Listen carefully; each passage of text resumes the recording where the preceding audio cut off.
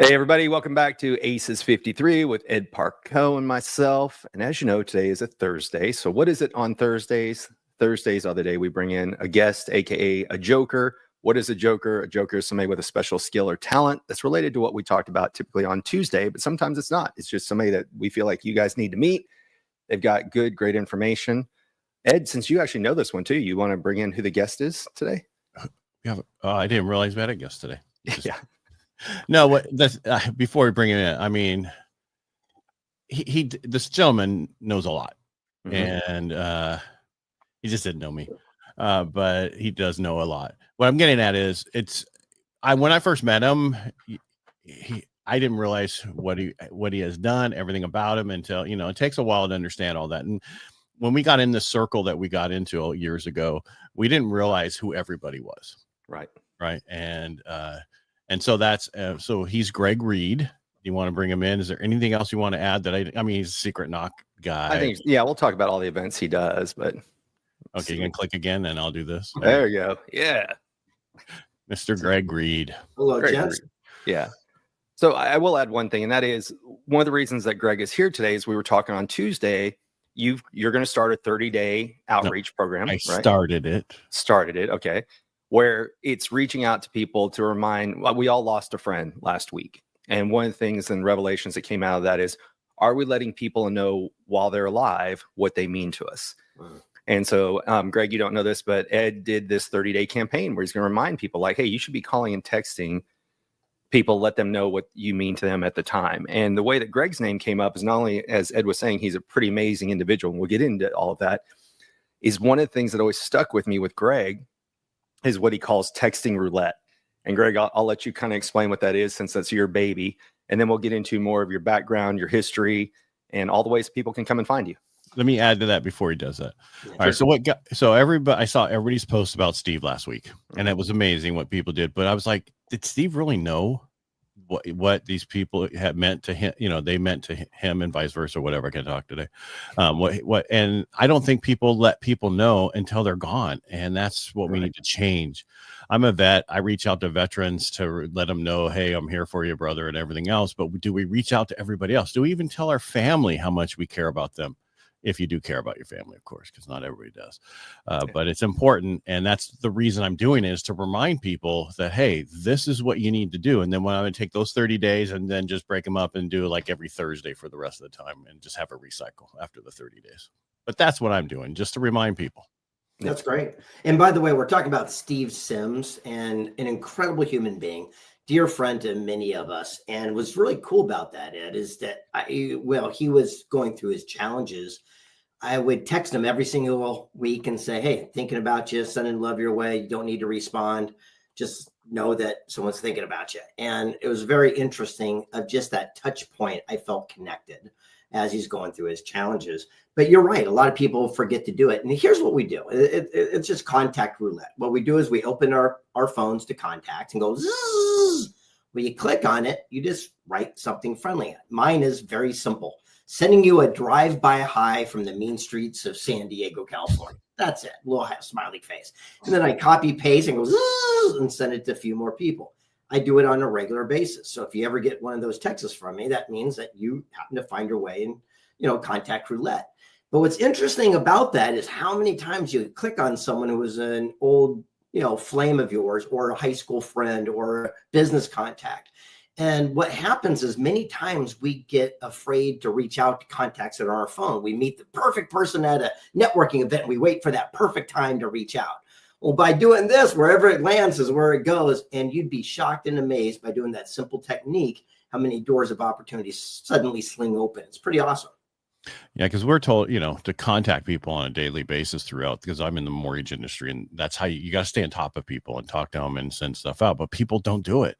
And the people who do it do really well, because people understand that you care. I mean, you pick up the phone and call somebody if you don't want to text, but people are so afraid to call these days. It's amazing how afraid people are to call. And Brian will go, well, not a lot of people like to take a phone call. Right. Yep. And there's truth to that. I mean, just being honest, it's very interesting. We have been weaned off of doing that. I mean, Brian and I talk all the time, but again, it takes a couple of times before we get through because, we're busy people. Right. But you'll always return a text. You'll always return, that instant gratification type of reach out. And there's something else that I invented recently, and it's called feng shui. A lot of people do feng shui, like making sure that our environment's great and all that good stuff. Mm-hmm. Well, feng shui is the exact same thing. So, for example, when you open up your phone, I'll just do mine right now. There's nothing on there. You don't see a bunch of little beeps and red marks and things of this nature. Mm-hmm. And the reason is that I keep my phone clean and organized. Any apps I don't use, I delete. Anything that I have open, I make sure that I respond to. And by doing that, I realize is how we run our phones, which is the most important aspect we have in daily associations, is how we run our life.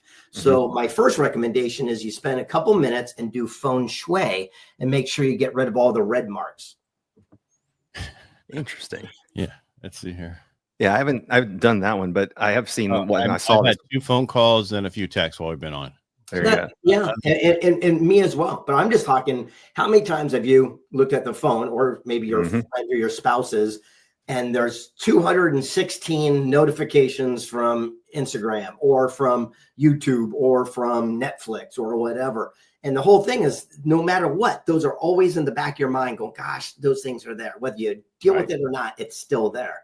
By having feng shui and cleaning those things up, trust me, every time you pick up your phone, you don't get that knot in your little belly. It's pretty cool. And it's also do the hardest thing first and the rest will be easy. What does that mean? Well, I used to work in a warehouse and we get all these tasks, and it would be one monumental one and a bunch of little ones. And being a young whippersnapper, my lead would say, do the hardest thing first. And I would never listen. I'd do all the little things and regret and just look at the thing at the end of the day, at the last part of my shift when I'm tired, I have to do that heavy task. And I dread my day at work. And one day it finally hit me. And I did the hardest thing first. And then the rest of the night was a cakewalk because I had all the little simple things.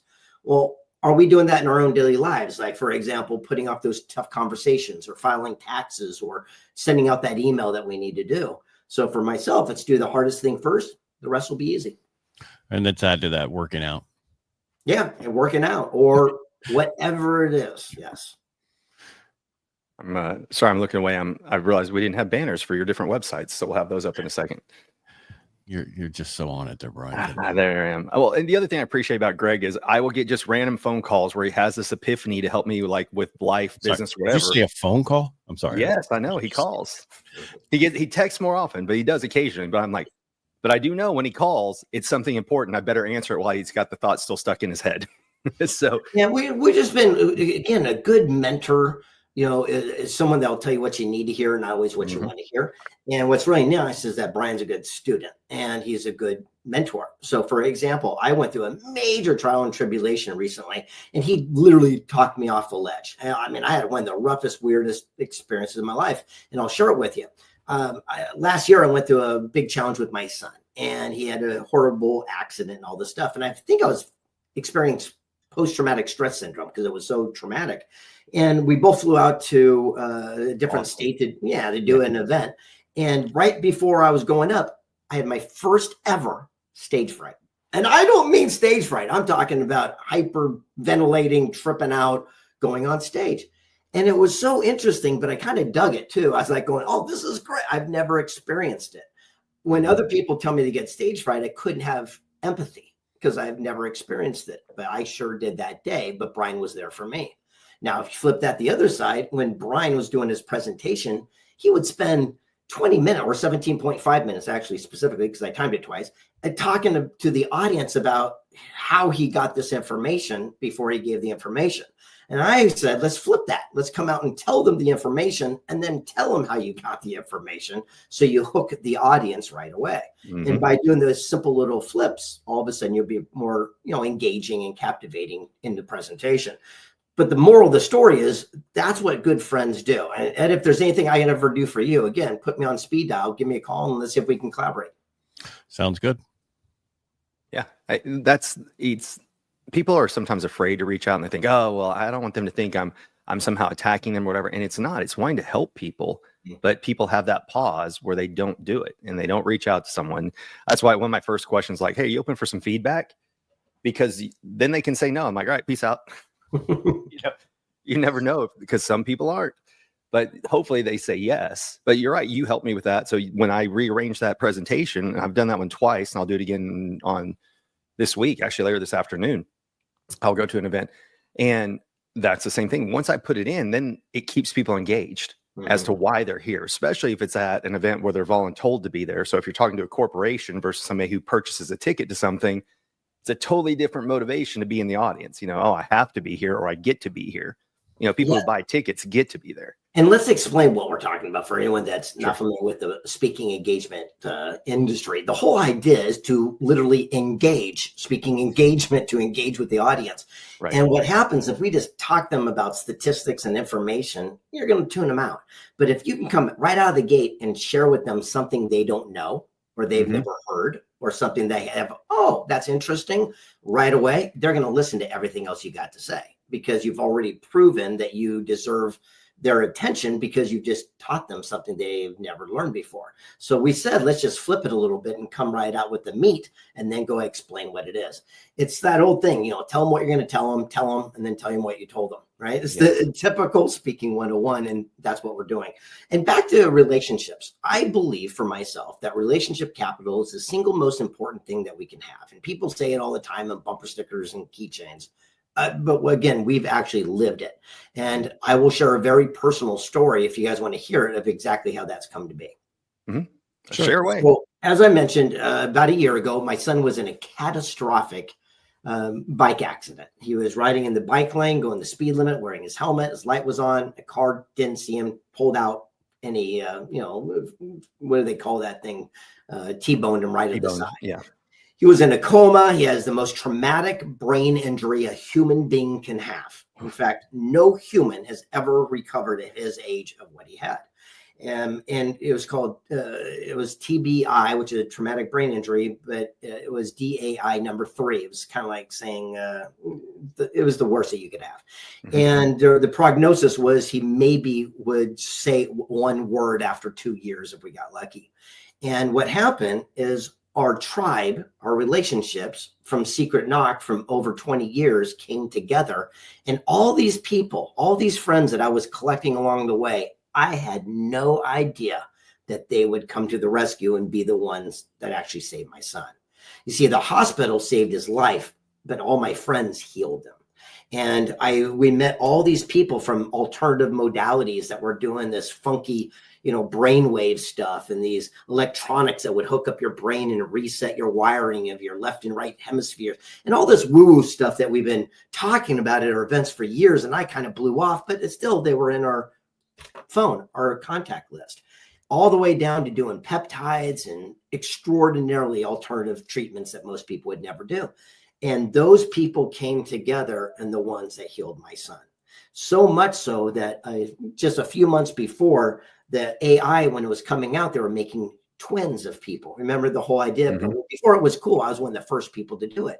And when my son was in his coma, what I did is I took all of his voice recognition audition tapes, and I made a human clone of him. And then guess what? I trained that clone to speak to him in his own voice while he's in the coma. And he said, Colt, you're in a hospital. This is you talking to you. Here's what's happening. Here's what we need you to do. And his voice walked him out of it, and he came out.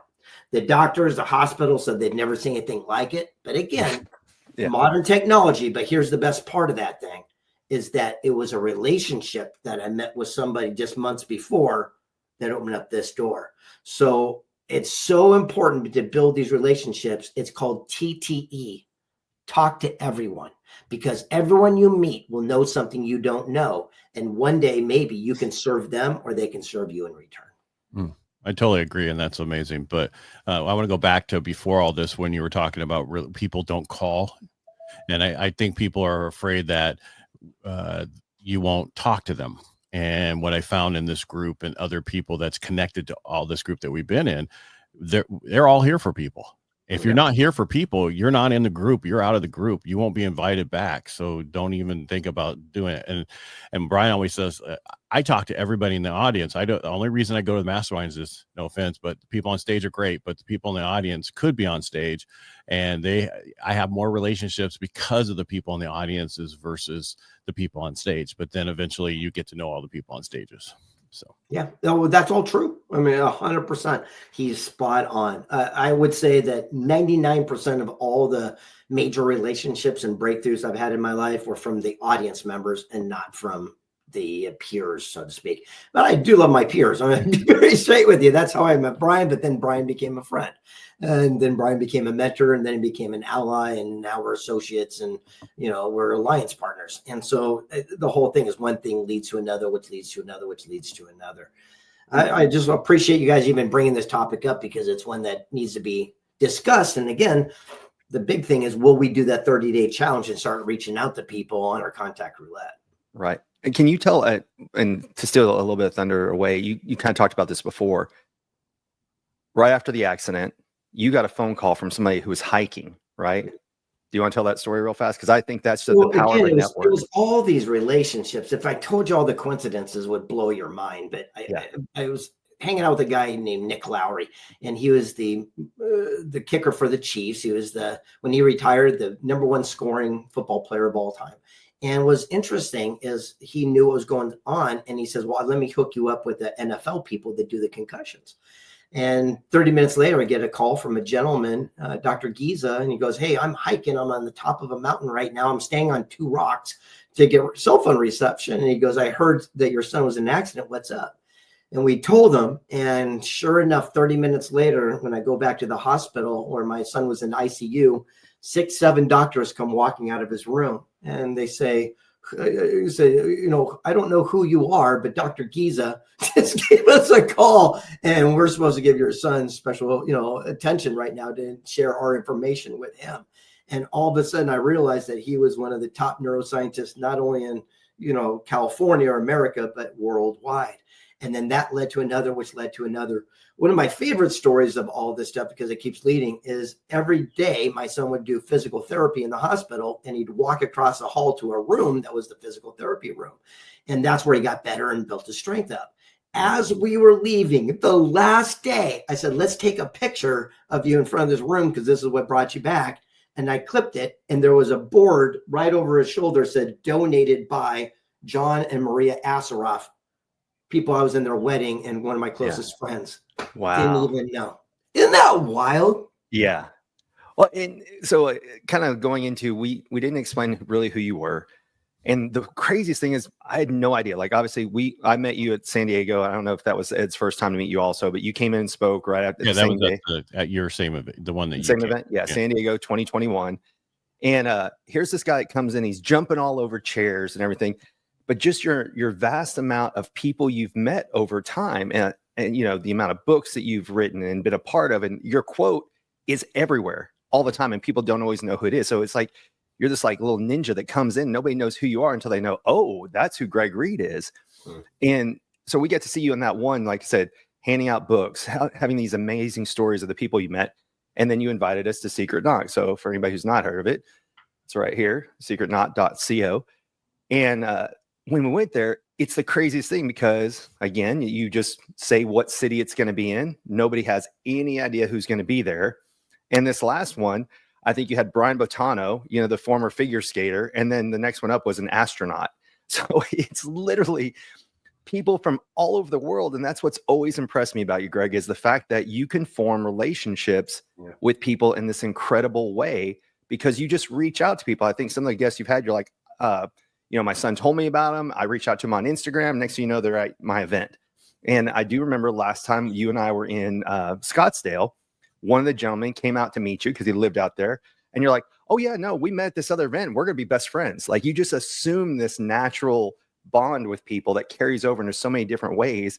And it's reflected by people who come to Secret Knocks, the larger one. You have one that's coming up next month, Prosperity Camp, which is what I think you capped it at 40, 50 people, somewhere around there. Yeah, it's pretty low. Secret Knock, just so you guys know, is known as Forbes' greatest event in the world you cannot go to. Costs $5,000 to attend, but we will not tell you where it is or who will be there, just the city, state, and date. And by doing that, we've attracted the most amazing people. We've had private Skypes with Edward Snowden while he's hiding in Russia, telling his side of the story. Carol Baskin from Tiger King telling us she didn't kill her husband.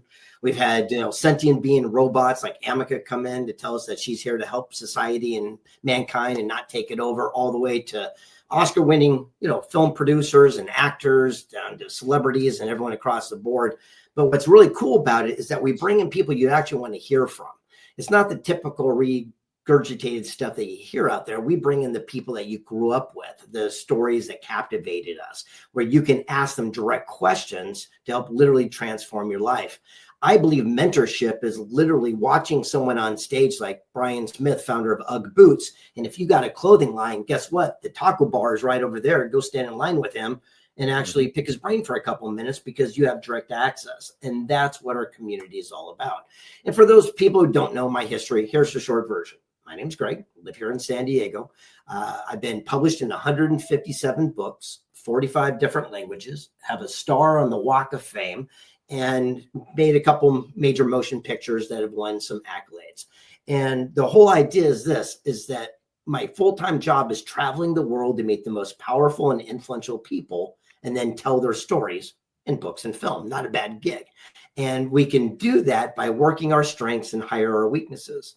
People don't understand this, but I'm dyslexic. I can't spell, read, write very well. If you play me words with friends, you'll win every time. And when I did my first book, I was turned down 268 times in a row. And the 269th publisher said, I'll do your book, just change the title, beginning, middle. It was horrible. It was like dog boat, beaver car. It made no sense. And so I got a ghostwriter who recrafted it. And one quote, which Brian was talking about earlier, was shared an estimated 37 million times. It's all about goal setting. It says, a dream written down with a date becomes a goal. A goal broken into steps becomes a plan, and a plan backed by action makes your dreams come true. A famous quote, seen on bumper stickers, t-shirts, coffee mugs, that was turned down. And now I'm at home, so you're going to see something that no one gets to see, because I just pulled this out the other day. These are all my rejection letters. These are all the people that told me I would never, ever be an author, and there's no way to do it. Isn't that funny? And the moral of the story is we can never let another person or ourselves talk us out of something we know to be true. Not we hope or wish or believe, but when you're heart of hearts and you know you're on the right path, just find the solution. Oh, that's awesome. I want to go back to Brian Smith that you were talking about, because I interviewed him on my podcast when I first got started, and you were on the original for year of it all. So you just don't remember. It's so long ago. But what people don't understand is the failure. And that's why my podcast is called Inner Edison.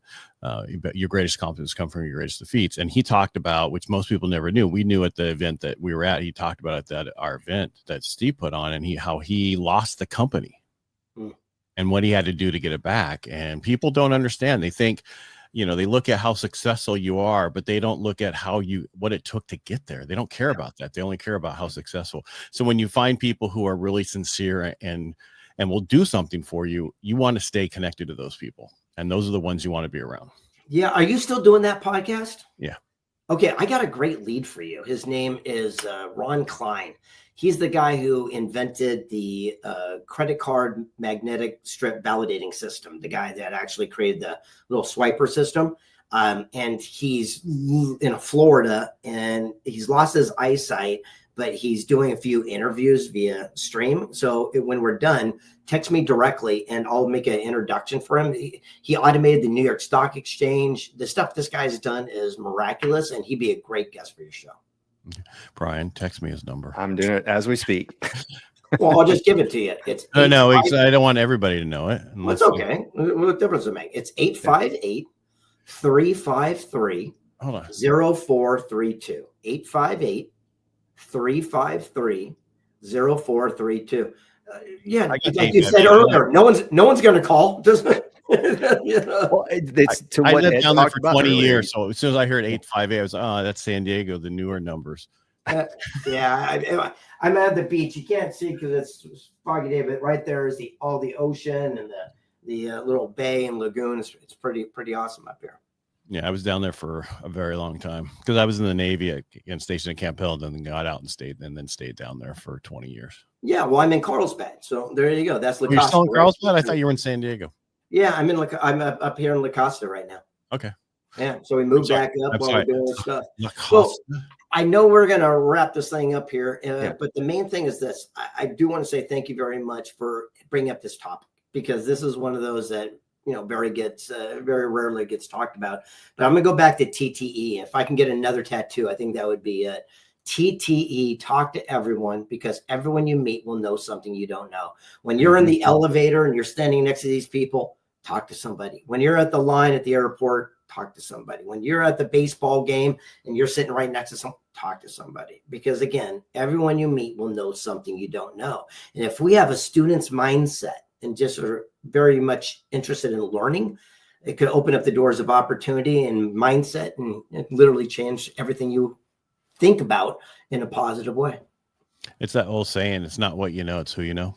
Yeah, right. Exactly. So again, thanks for having me on. You guys have a last question for me? Yeah. No, just besides secretknock.co and gregreid.com, is there any other websites, anything else you want to talk about? I know Prosperity Camp's coming up next month, but that's already sold out. What else can people come? We're sold out. Secret Knock will be amazing. It's going to be March 24th to 26th in San Diego. It will be our 20th anniversary. So I'm bringing in like the, I wish I could tell you, but it's going to be phenomenal. There's one guy I reached out to, and he says he's going to come, and I don't know how I'm going to pull this one off, but I'm excited about it. And it's so woo-woo-y. I'm going to warn you now. It is woo-woo-y, but it is phenomenal. It's one of those things that I promise when people leave, everyone's going to talk about this one guy. Yeah. And he's not the most famous guy, but what he's working on with modern world of futuristic stuff is going to absolutely captivate you. So thanks for having me on. I got to go, guys. Yeah. All right. Hey, thanks, Greg. Greg, for being here. Appreciate you. Bye. Bye. Bye. Always like the guests who tell you they got to go. I know. Well, he said he was short on time today, but he's such an incredible guy. Again, if it wouldn't have been for being in Steve's sphere, never would have met Greg. And the thing about him was he was so instantly likable. He's like, hey, you want to come to my event next month? And we're like, what? If he likes people, he just invites them. And he says, he pays attention to, do they say yes or no? And I've been to, 3 or 4 of the Secret Knocks. They always keep me on my toes from who's going to be there. I've spoken at 3 of them. But it's one of the events that you go to and you're like, okay, who's going to be next? Because nobody even knows. Like this last one was in downtown San Diego, and I knew Amberly was coming. So I knew she was going to be a speaker, but I had no idea who else Greg was going to have there. And he always does these soirees at the end, which you've been a part of one, where it's always a party as a way to end it all. So this year was a like disco theme, and he goes all out. Weren't you like Elvis? Elvis was in Vegas. Okay. Yeah. So that was the Secret Knock before this one. This last one was like a 80s disco one. So I had the really ugly shirt that was there.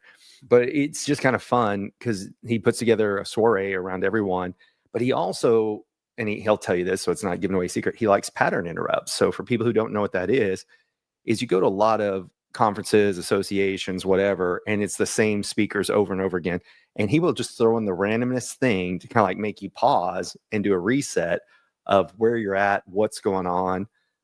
So it's always a fun time. And I'm in a mastermind that he's got that we started back in when people were learning about crypto and everything else. Do you need to go hit live on something? No, I'm good. Oh, too late. Too late? Oh, all right. Mine just popped up. That's why I was there. Yeah, I didn't do it earlier. I was busy working. Yeah. I'm working thing.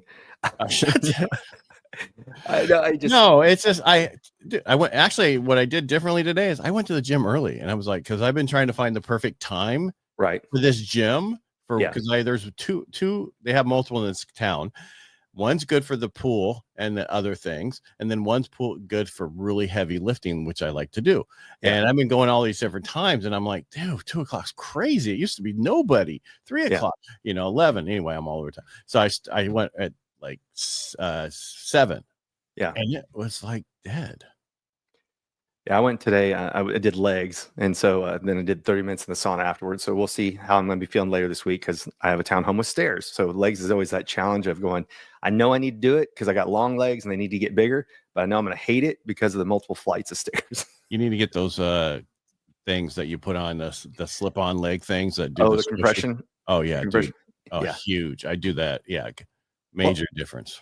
You know that we've been talking about this ever since I've been on peptides, NAD, methylene blue, and doing the hydrogen water. I don't know which one it is, but my joints and knees and things don't hurt as bad. Like my recovery time, significantly better. Significantly better. It used to be that if I did a HIIT class or anything, like they'd be like, okay, we're gonna do lunges. I'm like, I can't do any weight and my knees are gonna hurt the entire time, and I don't have that problem anymore. So I can't tell you what it is because I kitchen sink so much stuff. I'm sorry, what are you on now? NAD what? NAD plus. So I'm trying the liquid version. Methylene blue. Yeah, methylene blue. Then I do the hydrogen water. You know I know yeah, that. you know about that one. And then I'm on peptides, which I'm actually in between peptides right now. But I was doing tesamorelin, and that was one that helps with your body doing natural growth hormone, and then it also helps with LDL, HDL. Yeah, I can't. Again, I'm not a doctor. So. Don't take our advice, please. Yeah, we're just talking about what we personally do, not. Yeah. I haven't told him anything. You told him everything. I'm more of a secret.